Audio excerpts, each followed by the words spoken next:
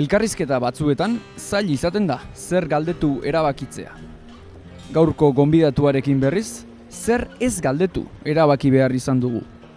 Izan ere, ez zaio untaz eta hartaz zer esanik falta. Pentsa, batez ere, bertsolaritzaz eta saskibaloiaz teorizatzen aritu gara, harik eta mikrofonoa piztu dugun arte.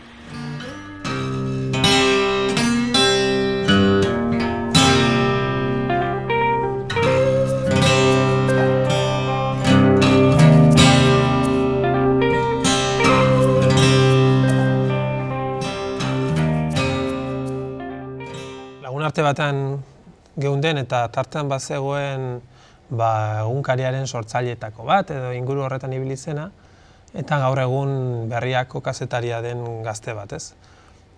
Eta nolabait egunkariaren sortzaileen inguruan ibili zena bestari esan zion, bira, nik zure adinarekin egunkari bat sortu genuen.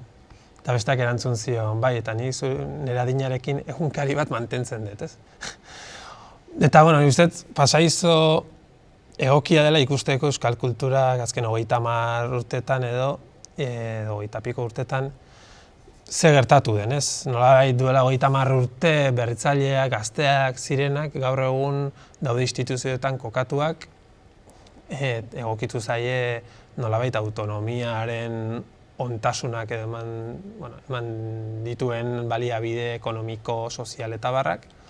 Eta gazteek, beraien aspirazioa da, hori dagoena mantentzea, ez? Eta egitura berriak sortzea ematen du panorama honetan nahiko zaila dela. Horregatik, nik uste euskal kultura fase konservadore nabarmenean dagoela. Kontua da nola aldatu hori nik ez dakit, baina hor feminismotik eta askotan esaten den bezala gizonezkoei emakumeak sartzeko gizonezkoek urrats bat atzera eman behar dutela, kasu honetan hori ere esan daiteke, ze euskal kulturaren egiturak maskulinoak dira, hori garbi dago. Baina oroar ere esan daiteke euskal kulturan ere jende gaztea sartzeko beste batzuk urrats bat atzera egin beharko dutela. Eta nik ez dut ikusten hori gertatzen ari denik ia inon. Jakina konplikatua da, ze euskal kulturan inor ez dago aparretan bizi denik, ez ekonomikoki ez beste ikuspuntuetatik, orduan, egia da, releboiek eta segurazki konplexuak direla.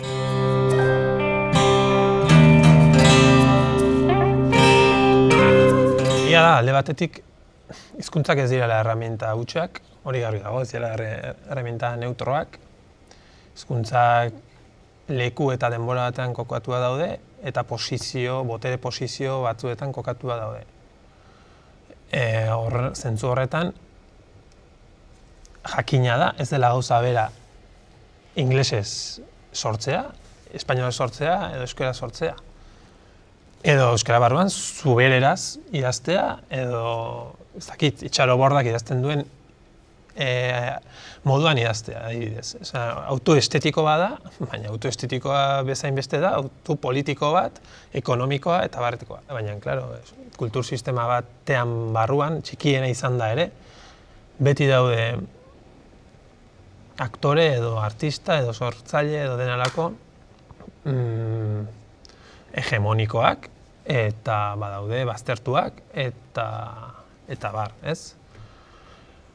Orduan, hegemonikoa denari interesatzen zaio gutxitua dela aldarrikatzea eta nolabait dena bloke homogeneo moduan saltzea, benetan ez denean, ez? Euskal kulturan bertan, dudarik gabe, badaude artista, idazle, musikari eta barreko batzuk, argitaletxe, produktore eta bar batzuk, sekulako presentzia dutenak edo boterea dutenak, boterea simbolikoa izan daiteke ekonomikoa denetarikoa. Bere txikian, euskal kultura txiki izanik ere, eta badaude beste batzuk, ez. Orduan, hori ezkutatzea absurdoa iruditzen zait. Estatukoa mantentzeko komeni zaizu etxaia kanpoan bilatzea. Eta horrekiko zu txikia zehala aldarrikatzea.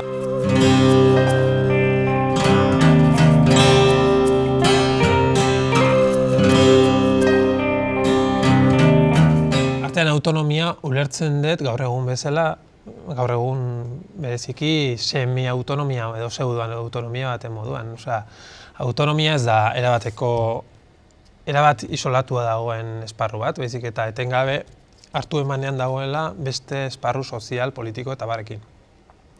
Eta horrek egiten du indartsu artea edo dena delakoa, edo literatura edo dena delakoa. Baina bere esparrua duela mantentzea eta aldarrikatzea garrantzitsua egiten zait, ze azkenean bere autonomia horretan dago bere indar politikoan ere ustez. Hau da, esparru sozialetik garatu ezin daitezken kritika, pentsamendu eta bar asko egin daitezke esparru estetikoan. Eta bakarrikan esparru estetikoan. Potentzialidade politiko hori ez zait iruditzen denik gauza panfletarioak egitera. Baizik eta esparru estetiko horren bidez mugarriak diren hainbat aurre iritzi, ideologia eta bar zalantzan jartzea, eta hori estetikak, arteak, etengabe egiten duen gauza bat da. Bai nobelek, bai artelanek, bai beste hainbat espresio artistikok, ez? Niretzat arte hori da interesantea, ez?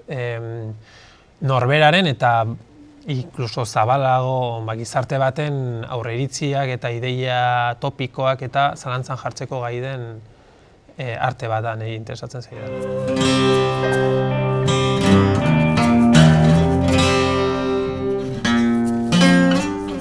Niri iruditzen zait bereizteko joera hori edo ez dakit diferentzia markatzearena euskal kulturan zigortzen dela oraindik eta oso modu nabarmenean. Ez da bakarrikan gutxiesten dela kontrako iritzi bat, baizik eta kontrako iritzi bat izateko posibilitatea ere ukatzen dela kasu batzuetan. Aztertu izan ditut 70. hamarkadan, bukaeran 80. hamarkada hasieran aldizkari literario batzuk eta gauza idazten ziren, eta seguru nago gaur egun holakorik ez, medio normaletan ez luketela utziko inolaz ere argitaratzen, hori garbi daukat. Esperientzia propioz gainera dakit, horra izango litzatekeela. Eta, askatasun askoz handiagoarekin idazten zela gari horretan, gaur egunean baino, euskal kultura egonik askoz ere egoera aspiratuagoan. Egon gabe, instituzio indartsurik euskal kultura bazten zuena, diru laguntze sistema gorrengoa egon gabe, oraindikan kasu batzuetan, hasieran oraindikan frankismoan, aitzakiarik gaur egun ere ez dago horretarako, are gutxiago dago, baina ere iruditzen zait joera are eta handiagoa dela protekzionismorako, eta adibideak milaka daude.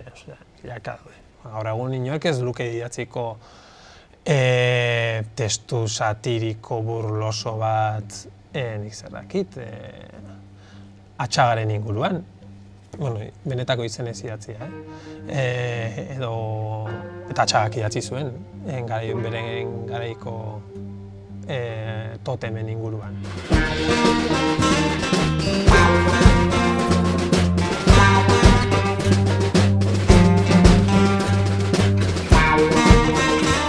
Gertatzen gaur egun asaldura maila oso altua dagoela. Edozarekin jendea asaldatzen da. Ez dut uste deni bakari euskal kulturaren arazoa, uste oro har mundu mailan ere joera hori dagoela, ez? Gero ez da gauza gutxiago onartzen dira. Eta, askatasunean nik uste atzera egin dela idazketan, azken hamarkadetan nabarmen gainera.